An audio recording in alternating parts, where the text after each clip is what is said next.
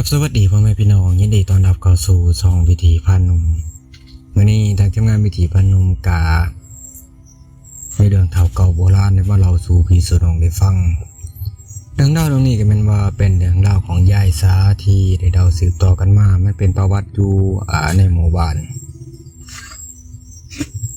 แต่ก่อนนี้ยายสาเนี่ยเราเป็นคนที่ว่ามักสุนสีเฮฮากับบ้านกับเมืองกับปุงกับคู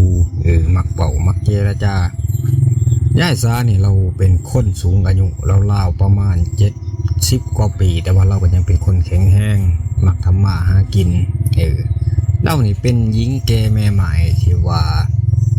ลูกผัวนี่ได้ตายปะเราเมื่อหลาย10 ปีก่อนอยู่นำกันกับผัวกับบ่มีลูกบ่มีเต่าจากนั้นแล้วเราก็ได้อยู่กับหลานสาวเราคนหนึ่งหลานสาวเรานี่เป็นว่าชื่อน้ำฝนสาวน้ำฝนนี่ก็อายุประมาณราวๆ15-16 ปีเป็นสาวแหลกรุ่นวัยแหลกแย้มหน้าตาสะสวยสวดทรงองค์เอวนี่สมจัดสมส่วนผู้ว่าหลายผู้หลายคนอยู่ในหมู่บ้านนี่ก็ต่างไม้ปองเพื่อว่าอยากเอาไปเป็นคู่ครองแต่ว่าย่ายสาเนี่ยเราเป็นคนหวงหลานเราบ่ว่าสิเป็นผู้ว่าผู้แพ้วบ้านอื่นบ้านไกลบ้านตัวเองก็ตามสร้างที่ว่าเขามากอมาแกะลูกสาวเราหลานสาวเราจังซี่ก็แม่นว่าเล่าเลยไล่ตะเพิดนี้ถูกไล่ไปโดยที่ว่าเรายังเห็นว่าหลานสาวเราเนี่ยอายุยังหนุ่มยังน้อยบ่ทันได้หอดไว้ออกเฮือนย่ายสาเนี่ยเราหวงหลานเราจังสั้นก็เฮงเฮ็ดให้ผู้บ่าวอยู่ในหมู่บ้านน่ะผู้บ่าวบ้านอื่นนี่แม่นว่าได้เขามาเตาะมาแตะลูกสาวหลานสาวเราจังสั้นเนาะเบิดผู้ดีมากับผู้นั้นมาบ่ว่าสิเป็นการเอาหันเอานี้มาฝากบ่ว่าสิเป็นการหาหน่อไม้นั่งหากบหาเขียดได้จังสิผู้บ่าวก็เอามาฝากผู้ใดมักเข้าลงเข้าป่าได้เฮ็ดได้หยังมาได้สัตว์ป่ามาก็มักเอามาแบ่งมาปันให้เสาฝนจักซั่นแต่ว่าย่ายสาเนี่ยเรากับบ่ค่อยสิว่าถูกใจเพราะปานใดพอแต่ว่าผู้บ่าวผู้แพ้วเอาของกินของอยากมาให้จักซั่นแล้วก็ฝ่าวอะไร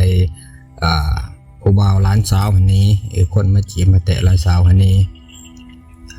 หลานสาวนี่ก็เลยได้เว้ากระทบกระทั่งยายไปเด็กๆน้อยๆตามภาษาหลานกับยายอยู่นำกันเจ้าก็จักสิเว้าอีสังลายายเอ้ยว่าเฮ็ดจังซี่ต่อไปข้อยสิบ่มีลูกมีผัวเอาเด้ยายเราก็เลยได้ว่าโอ้ยมึงสิเว้าเถาะอายุยังหนุ่มยังน้อยบ่ทันได้ฮอดไว้ออกเจ้าเข้าเฮือนมึงสิคิดจังได๋ผัวสามารถหาวแต่น้อยแท้มึงนี่เอาว่าตามภาษาหลานกับยายแต่ว่ามันได้เกิดเรื่องแปลกประหลาดอย่างหนึ่งขึ้นเพราะว่าอยู่ในหมู่บ้านนั้นเป็นป่าท้ายหมู่บ้านแต่ว่าก็ห่างเติบนึงอยู่กับประมาณราวๆหม่องหลัก1 กิโลอยู่ในป่านั้นเพิ่นเอิ้นว่าหอปูตาเป็นร่อนปูตาที่ว่าเฮ็ดโค่นเฮ็ดดินหรือว่าเฮ็ดปวกจังซี่น่ะมันมักออกหลายแต่ว่าก็มีหลายคู่หลายคนอยู่ในหมู่บ้านนั้นบ่กล้ายามไกลเข้าไปเพราะว่าเก่งกว่าอาถรรพ์เพราะว่าคนมักเล่นเครื่องเล่นของจังซี่ก็แม่นว่ามักเอาเครื่องเอาของไปทิ่มไว้หั่นบ่ว่าสิเป็นหวานเป็นนวดสนุงสนีเป็นปอบเป็นยังเขาก็เอาไปทิ่มไปหั่นเนาะเพราะว่าเฮ็ดให้มันเป็นปอบเหือมันเป็นปอบบ่มีเจ้าของเพราะแต่ว่ายายสาละได้ดุกแต่ซ่องมื้อปลุกหลานออกมาหุงหาอาหารหยังแท้ด้วยแล้วก็เลยว่าอีฝนเอ้ยมึงอยู่เฮือนเด้อตอนเช้านี่กูสิออกไปหาเฮ็ดปวกเฮ็ดโคนมึงเขาว่ามันออกหลายนี่มึงเทื่อว่าพอได้อยู่ได้กินแกงเช้าตามภาษาชนบทอัตคัดจังซั่นก็แม่นว่าได้หาของป่าหาเฮ็ดหาหอนหาหน่อไม้จังซี่แหละมาต้มมาแกงกินเพื่อประทังชีวิตสืบมื้อสืบวันไปเพราะแต่ว่ายายสานี่เราออกไปหาเฮ็ดจังซั่นแล้วเนาะเพิ่นก็หาเลาะไปตามป่านั่นป่านี่ก็เลยตัดสินใจเข้าไปป่าหอปูตาเพราะว่าเราก็เคยได้เข้าไปหลายเทื่อหลายที่ก็เบิ่นว่าสิเห็นว่ามีหยังเกิดขึ้นกับโตเราว่าซั่นซะ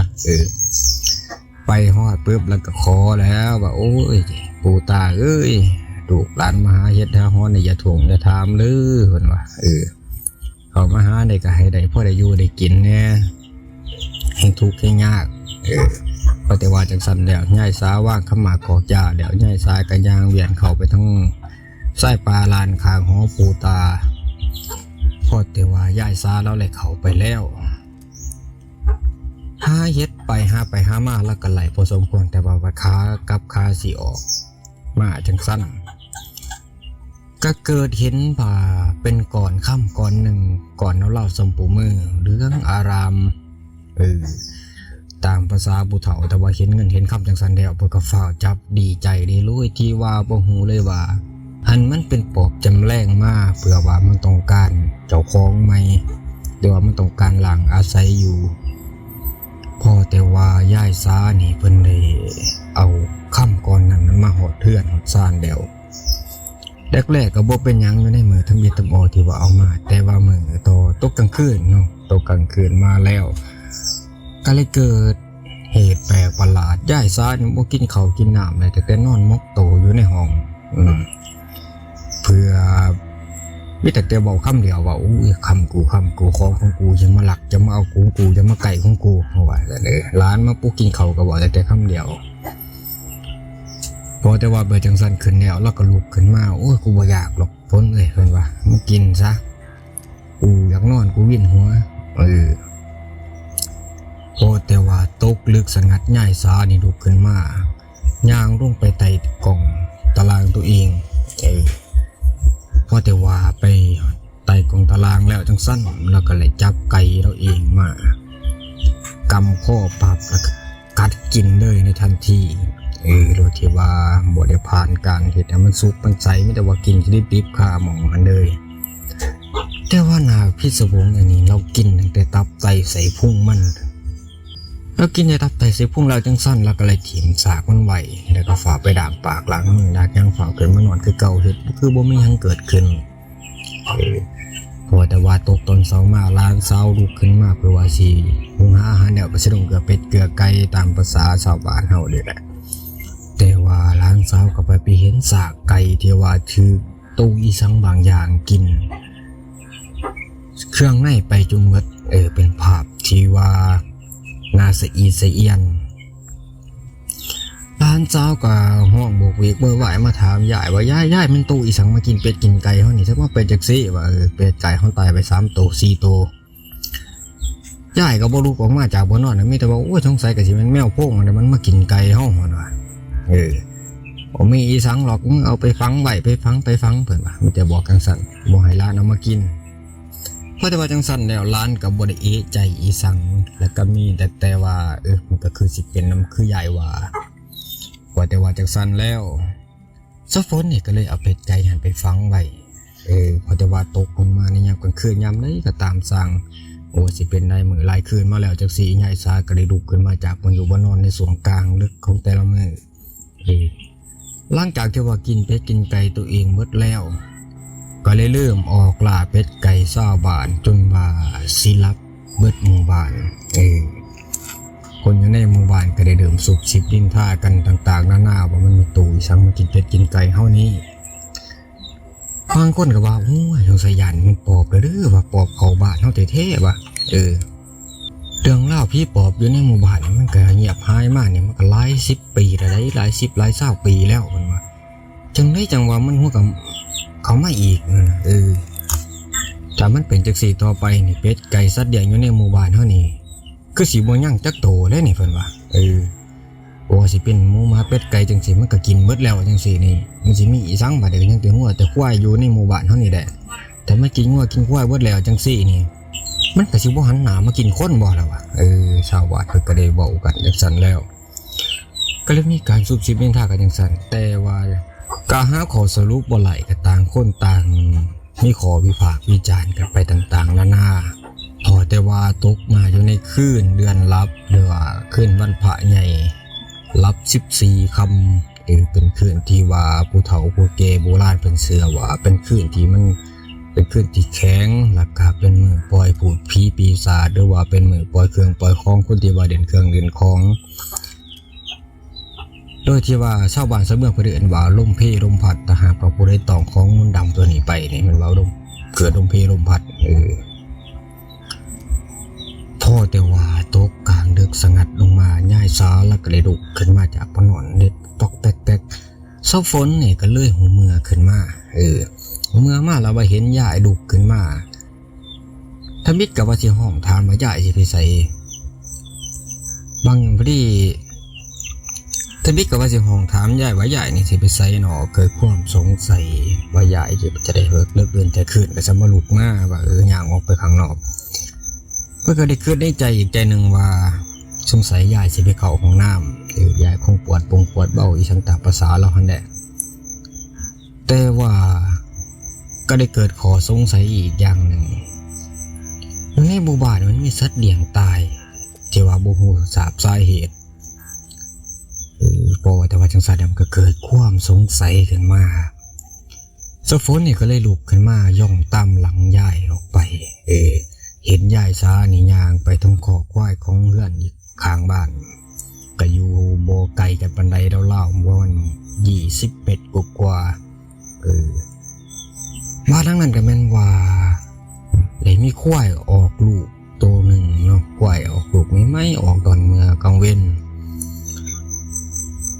ว่าแต่ว่าจังซั่นแล้วเสาฝนเพิ่นกันเลยไหลคอยย่างตามหลังยายไปแต่ไปดีอยู่ต้นไม้ใหญ่เพื่อว่าอยากฮู้ว่ายายนี่ย่างไปทางคอกควายของชาวบ้านนี่เฮ็ดหยังเพราะว่าสิหาความให้มันกระจ่างแจ้งอยู่ในจิตใจตัวเองว่าจังซั่นมันขับมันของในใจแล้วจังซั่นพอแต่ว่าเจ้าฝนเพิ่นได้นั่งซ่องมังยายไปบึดเดียวเท่านั้นก็เห็นยายสานี่มันว่าใส่มืออันเหี่ยวแห่งสละนี่กำมับเข้าไปที่ข้อควายหน่อยกำเข้าไปทั้งเบื้องหลอดลมบีบใบควายหน่อยบ่ห้องจักแอะแล้วก็ลากขาควายหน่อยออกมากัดกินอย่างตะกามุมมามคือคนหิวมาเป็นเดือนเป็นปีว่าจะเป็นตับไตใส่พุ่งของควายแล้วก็ลาออกมากินเป็นผามันจะยศสยองจกใส่จุกพุ่งมันออกมายำกินจุบจับเพราะแต่ว่าเศร้าฝนผูเป็นล้านเห็นจังสันแล้วก่อนสีห้องก็ห้องบ่ได้สีแดนก็เล่นบ่ได้ขาแข็งจนว่าผ่านไปหลายนาทีจนว่ายายสาเรากินตะกามุมมามจนว่าจนอิ่มเอมแล้วยายสาพะไปแล้วเศร้าฝนจึงคอยไหลสติขึ้นมาแต่ว่ายายสาเราโบยางขึ้นถึงเฮือนในทันทีเราจะยางไปทั้งเบื้องห้วย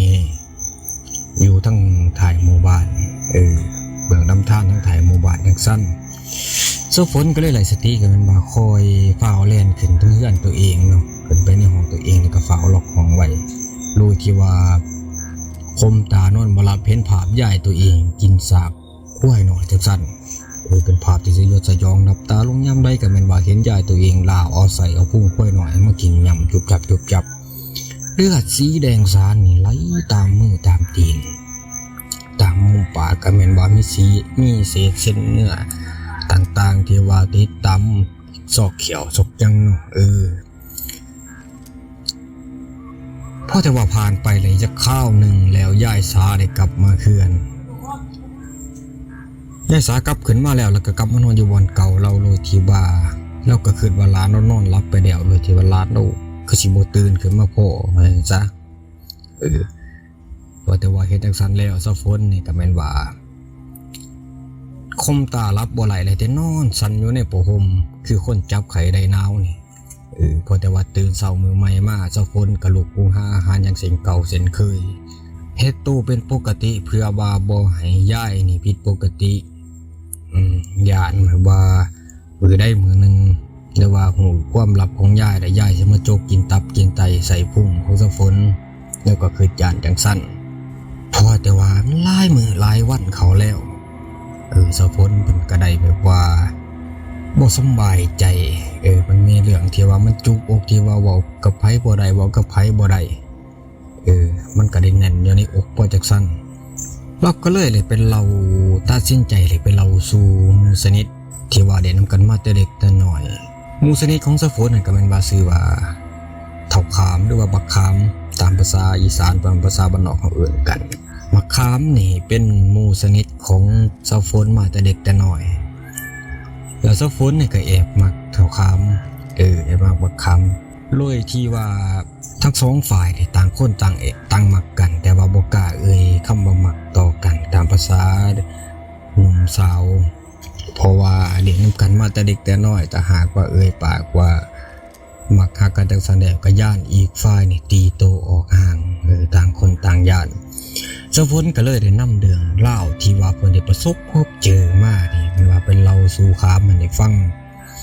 เล่าตั้งแต่ต้นเริ่มต้นที่ว่ายายสาไปหาเฮ็ดอยู่ล่อนปูตาแล้วก็จนมาหอดเพื่อนแล้วก็เป็นเรื่องเล่าที่ว่าไม่ได้เกิดขึ้นในตอนมื้อกลางคืนก่อนเช่นที่ว่าเห็นยายสาลงไปเล่าเอากล้วยหน่อยอยู่ข้างบ้านนั้นมากินจักสั่นแล้วจังเพราะแต่ว่าจักสั่นแล้วค้ามได้ยินเรื่องเล่าทั้งหมดแล้วค้ามก็เลยเกิดความอีโตนสงสารค้ามก็เลยว่าฝนถ้าว่าซั่นเฮาหนีไปนำกันเถาะแต่หากว่าโตอยู่ต่อไปนี่เฮานี่คิดว่าบ่มื้อใดมื้อหนึ่งโตฮู้ความลับของเราสิบ่ปล่อยตัวเอาไว้โตบ่ต้องห่วงหรอกว่าสิบ่มีคนดูแลเฮาสิเป็นคนดูแลตัวเองพอแต่ว่าสะฝนได้ยินจังซั่นแล้วก็แม่นว่าได้ตกลงปรงใจนัดแนะกันเพื่อว่าสิหนีไปนำกันในตอนกลางคืนพอตั้งแต่ตกมาอยู่ในคืนตกมากลางคืนแล้วจังซั่นสะฝนก็ได้กาเกียมเครื่องของเฮ็ดดีคือเขานอนแต่เวียงแต่เว้นพอแต่ว่ายายสารับแล้วก็เงียบไปอยู่ในห้องแล้วสะฝนก็ค่อยไขประตูแง้มออกมาย่างลงเฮือนมาแล้วบาดที่นี่ยังมาหอดกลางบ้านแล้วจุมาหอดจุดนัดแนะกันกับคำผู้ที่ว่าตั้งใจว่าสิพานี้ไปตามกันเพราะแต่ว่ามาหอดจุดนัดไม้แล้วคำก็เลยออกมาว่าเตรียมตัวพร้อมแล้วบ่ฝ่ายนางฝนนี่ก็เลยว่าก็เตรียมตัวแล้วปฏิเฮา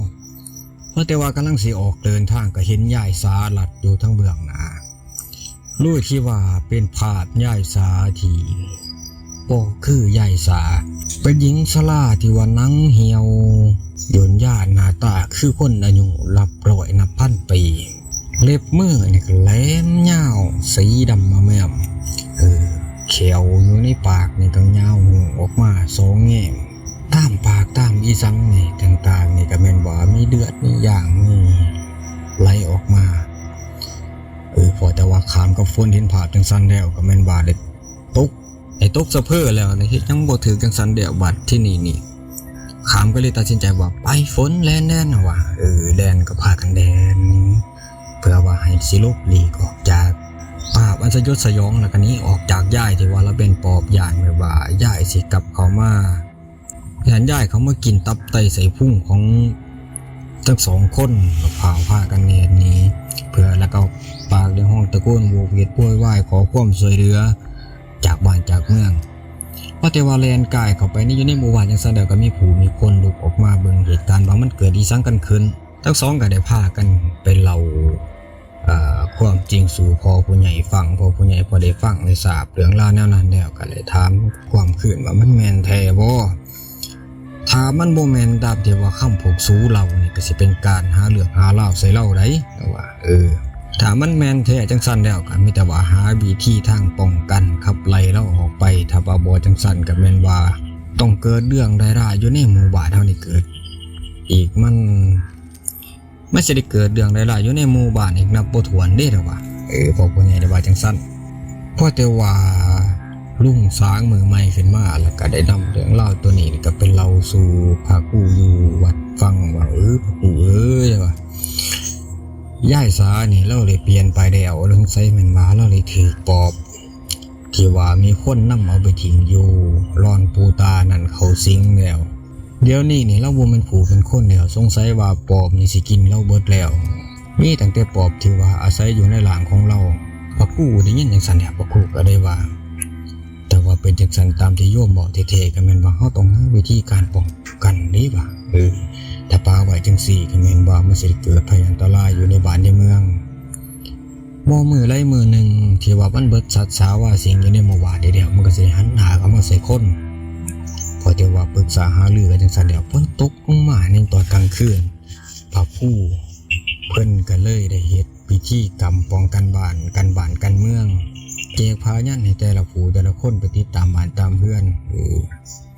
บอกกลางค่ำกลางคืนก็บ่ให้ผู้ให้คนลงมาแต่ของตาราง ก็แต่ว่าตะเว้นตกดินแล้วจังซั่นก็แม่นว่าให้พากันขึ้นเรือนขึ้นซ่านปิดเงียบไว้บ่ให้ออกมายามนำกลางบ้านกลางเมืองเพื่อว่าเป็นการป้องกันความปลอดภัยของตัวเองเอาไว้ก่อนเพราะว่าหากก็ยังบ่แน่ชัดว่ามันเป็นเหล้าเทบ่พอแต่ว่าตกลงมาในยามกลางคืนยายสานี่แล้วก็เลยได้ออกล่าหาเหยื่อคือเก่ายายสานี่ก็แม่นว่าแล้วได้เอา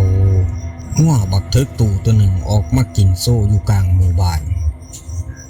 โดยที่ว่าออกมาเนี่ยแล้วก็จูงออกมาจากคอกของชาวบ้านมาหอดกลางลานหมู่บ้านแล้วก็ใช้มือที่ว่ามีเด็บแหลมคมกระซวกเข้าไปในท้องวัวแล้วก็ลากเอาใส่เอากุ้งออกมานั่งกินอยู่กลางหมู่บ้านโดยที่ว่าเป็นภาพอันสยดสยองบ่ว่าสิเป็นน้ำเลือดน้ำน้องตับไตใส่พุงแล้วก็ลาออกมาเต็ม2 กำมืออยู่ในปากเป็นยำใส่จบจับอยู่แล้วก็เลยขึ้นว่ามึงเอาหลานกูมาส่งกูเดี๋ยวนี้อีฝนหลานกูบอกมึงเอาไปเสื่องไว้ใช้ถ้าบอกมึงบอกออกมากูสิขาล่างหมู่บ้านพอแต่ว่ายายสาประกาศจากสันแล้วมือขังแล้วก็จับตับไตใส่พุงมากินเป็นยางแต่ละ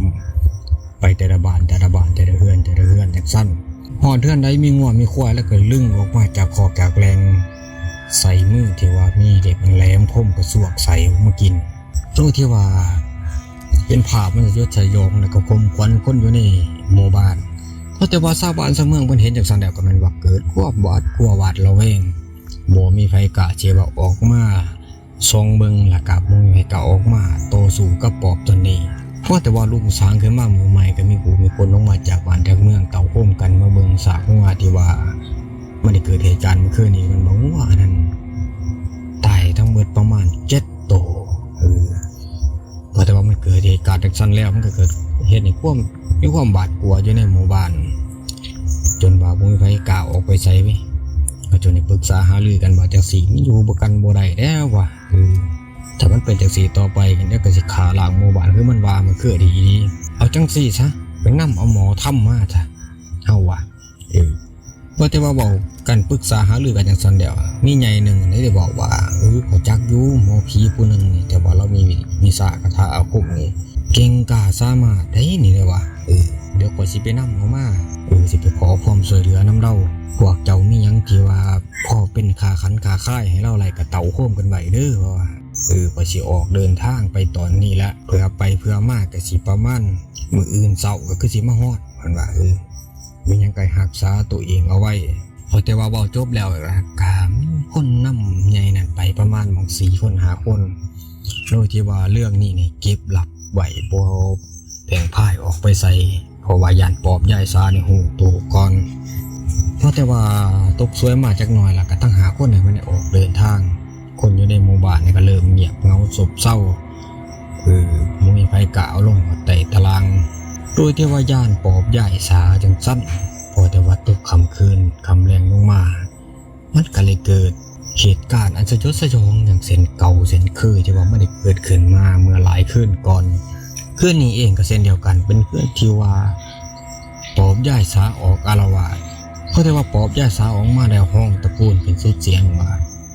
มึงสิเอาหลานกูออกมาก็เอาออกมาถ้าบ่นั้นพวกมึงนี่ตายล้างหมู่บ้านแท้ๆว่าได้คำกล่าวอาฆาตจากปอบยายสาพอแต่ว่ายายสาเลยประกาศไปแบบนั้นแล้วยายสาก็ได้เลยระย่างออกวาดสายตาไปเฮือนนั่นเฮือนนี่โดยที่ว่าหาเป๋าไม้คิดว่าหลานเจ้าของที่อยู่หันที่จริงแล้วเจ้าฝนกับเฒ่าคามนี่เนาะแม่นว่าได้อาศัยอยู่นำยาคูอยู่วัดเพื่อว่าเป็นบอนเดียวที่คิดว่าสิปกป้องตัวเองเอาไว้ได้เพราะแต่ว่าจากซันแล้วว่าในยายสาละก็ได้ไปจับเอาเป็ดเอาไก่ชาวบ้านชาวเมืองมาจีกินเป็นภาพที่ว่าอันสยดสยองผู้ที่ว่าจอบซองเมืองเงียบประตูปองเอี่ยมออกมาเบิ่งจังซั่นก็เลยเฮ็ดให้เห็นภาพที่ว่าสยดสยองบ่น่าเบิ่งน่าส้มนับแต่หมูหมาเป็ดไก่นี่ก็ยังไม่ว่าบ่มีเสียงตัวไรกาห้องพอตัวย่ายสายางมาหอดหน้าบ้านหลังหนึ่งแล้วก็เลยหัวมับเข้าไปที่คอของหมาอยู่ใต้กองตารางแล้วก็เลยใส่มือในกระสวกเอาใส่มันออกมากินจกเอาใส่ของหมาออกมากินในซะแนวแล้วก็ได้ทิ่มหลังของมันที่โรยที่ว่าคาบใส่ของหมาอยู่ในปากย่างงำจบจับไปตามทางอยู่กลางหมู่บ้าน เป็นภาพที่ว่าอาจจะยดสยองจนบาปไว้ใครข่มตาลับขับตานอนในหลังจากนั้นไปสักพักหนึ่งหมอผีกับแม่นว่าเลยมาหอดมาถึงหมู่บ้านเพราะว่าเพิ่นได้ยินเรื่องราวจากหาคนนั่นที่ว่าไปนำเอามาแล้วก็ฝ่าวเลียงลัดยางลัดป่าลัดลงมาในตอนกลางค่ำกลางคืนนั้นเลยเพราะว่าย่านมันเกิดเหตุหลายมีผู้มีคนลงมาทั้งแต่กองกลางก็สิมีผู้มีคนล้มหายตายจากพอแต่ว่าหมอผีมาหอดประจันหน้ากับยายสาแล้วหมอผีเลยว่าปอบยายสาจุดเดียวนี้ถ้าบ่หยุดกูสิจับมึงทวงน้ำจนมึงบ่ได้พุทธบ่ได้เกิดพอแต่ว่ายายสาเห็นจากสันแล้วยายสาก็ซี่หน้าพ่อหมอในทันทีว่ามึงจะสิมากิงใส่กูหั่นว่าคาถาอาคมเวทมนต์ที่ว่ามึงมีนี่บ่ทันได้เสร็จยังบ่ทันถึงเสียวนึงของกูหั่นว่าพอแต่ว่าจากสันแล้วพ่อหมอเนี่ยก็เลยท่องคาถาอาคมขึ้นมาเพื่อว่าจะกำราบยายสาแต่ว่ายายสานี่เป็นปอบที่ว่าเอื่นว่าเป็นปอบดินลำปอบดินลำนี่แม่นว่าเป็นราชาของปอบมันบ่มีผู้ใดสิว่าสิล้มมันได้ง่ายๆก็เลยเกิดการต่อสู้ระหว่างปอบกับหมอผีอยู่ช่วงระยะเวลาประมาณ1 ชั่วโมงสู้กันไปสู้กันมาจังซั่นแล้วหมอผีนี่ก็เลยได้ผาดพังถือยายสานี่ก็สวกใส่เอาออกมากินโดยที่ว่าหมอผีนี่ก็ยังบ่ทันตายในทันทีเห็นเป็นภาพที่ว่าเป็นภาพก่อนตายภาพก่อนตายนี่เห็นเป็นยายสานี่ดึงเอาใส่อยู่ในท้องของตัวเองนี่ออกมากินต่อหน้าต่อตาหลังจากนั้นยายสาก็สะแย่ยิ้มอันสยดสยองหักคอหมอผีผู้นั้นตายลงในทันทีหลังจากนั้นนี่คือนั้นมันก็เป็นคืนนองเดือดขังตำอิดตำออที่ว่ามีคนตายอยู่ในหมู่บ้านไอ้เจ้าพวกหาคนที่ว่าไปนำเห็นจังซั่นแล้วก็แตกเป็นไปสรุปผู้พายายสานี่ก็ออกนำตามลากระซวกใส่คนแล้วคนเหล่าตายไปประมาณ5 คน6 คนคนที่ว่าดีอยู่ในทั้งเรือนทั้งซ่านก็แม่นว่านี้บ่รอดตายยกครอบครัวไปหักข้อจกใส่เกงเกลือนถีบเกลือนแดนจนกระทั่งเมหลงสางชาวบ้านชาวเมืองอดบ่ทนทนบ่ไหลลุกขึ้นมาแล้วได้นำหลังผู้ประสบข้อหายที่ตอนกลางคืนนั้นขึ้นมาเต่ามาโฮมกันอยู่ลานวัดรวมแล้ว10 กว่าคนประมาณ17-18 คนแต่ว่าจังซั่นแล้วมันก็เกิดความเดือมุกเดือใจเพื่อว่ามันได้เกิดความแบบว่าเกิดความเขียนอาฆาตเดือมุกถูกใจกับปอบตัวนี้มันบ่มีวิธีใดจะว่าสิขามันได้เฮ็ดมันได้ชาวบ้านชาวเมืองก็เลยได้ร่วมโตกันจุดคกเพลิงแล้วก็แกงใส่เฮือนใจสาเพื่อว่าสิซุ้มไฟใส่ให้มันตายไปทั้งปอบทั้งผีทุกคนอยู่ในหันแม่นว่าให้ไหม้ตายตามตกให้ตกตายไปตามกันให้มันไหม้แล้วก็ตกตายไปตามกันพอจะบอกไฟไหม้พึบพอจังซั่นแล้วก็ได้ยินเสียงห้องโอดโอยครวญครางออกมาจากอยู่ตรงเฮือนนั้นเป็นเสียงของยายสาที่ว่าถือไฟอันฮอนละอูแผกเผาร่างกายพอแต่ว่าจังซั่นแล้วชาวบ้านชาวเมืองแต่ว่าเฮ็ดจังซั่นแล้วก็แม่นว่าคิดว่าเรื่องราวทั้งหมดนี่มันคือสิจบลงแต่ว่ามันก็บ่จบลงพอตกลงมาในยามกลางคืนก็เห็นเป็นยายสาตนเดิมเป็นปอบยายสาตนเดิมแต่ว่าบ่แม่นด่างของยายสาโดยสมบูรณ์เป็นหลางที่ว่าดำเป็นโตตะโกเห็นแต่หน้าเป็นหน้ายายสาตามเนื้อตามตัวนี่แผลผู้พองแผลใหม่ดำเกี่ยมมิ้นมีกลิ่นมิ้นเนามิ้นใหม่มีกลิ่นมิ้นเนามิ้นใหม่คืออย่างเฮาที่ว่าทิ่มซากหนูหรือว่าซากสัตว์ต่างๆทิ่มเขาไฟจุดทิ่มมันได้มิ้นใหม่มิ้นสีเอียนจังซั่นเดียวพอแต่ว่าชาวบ้านชาวเมืองเห็นจังซั่นแล้วก็มันเกิดความแตกตื่นกลาหลกันในหมู่บ้านนั้นแตกไปคนละทิศละทางพอแต่ว่ายายสาได้ออกลาในคืนนั้นเฮ็ดให้คนตายไปอีกประมาณ20 ปลายกว่าคนจนหมู่บ้านนั้นก็เกือบห่างพอแต่ว่าจังซั่นแล้วชาวบ้านชาวเมืองก็ได้พากันอพยพหนีในตอนกลางคืนนั้นเลยผู้นี้ใดก็ได้ผู้นี้บ่ไหลก็แม่นว่าเป็นเหยื่อของยายสานี่ก็เป็นเรื่องเล่าจากเฒ่าเก่าเพิ่นให้เราสู่ฟังเพราะว่าเรื่องนี้มันก็เป็นเรื่องจริงที่ว่ากลายเป็นตำนานแล้วก็กลายเป็นนิทาน